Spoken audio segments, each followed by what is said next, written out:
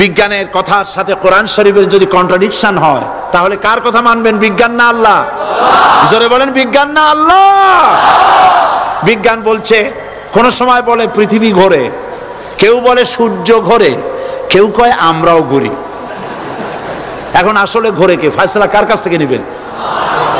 আল্লাহ রাব্বুল আলামিন কোরআন শরীফের ভিতরে বলেছেন, লাশ-শামসু ইয়ামবাগি লাহা আন তুদরিকাল কামারা ওয়ালাল লাইলু সাবিকুন নাহার ওয়া কুল্লুন ফি ফালাকি ইয়াসবাহুন।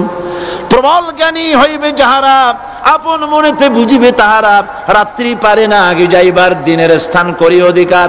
চন্দ্র বাদে না সূর্যের গায়েতে, সূর্য পারে না চন্দ্রকে ধরিতে, যার যে স্থান বহাল রাখিয়া ভ্রমণ করিছে খোদাকে ডরিয়া।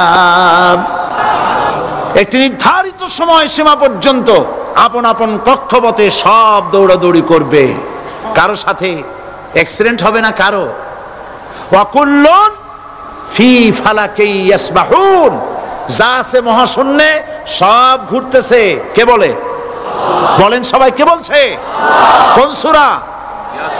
সূরা ইয়াসিন। আবার শুনুন, আল্লাহ পাক ফয়সালা দিচ্ছেন, ঘোরে কেডা? শুধু সূর্য ঘোরে না, শুধু চন্দ্র ঘোরে না, আল্লাহ মহাশূন্যে যা রেখেছেন সব ঘুরতেছে, সবই সন্তরণশীল, সব গতিশীল। সুতরাং ফয়সালা তো আল্লাহর কাছ থেকে নিতে হবে। পৃথিবী সৃষ্টি করেছেন,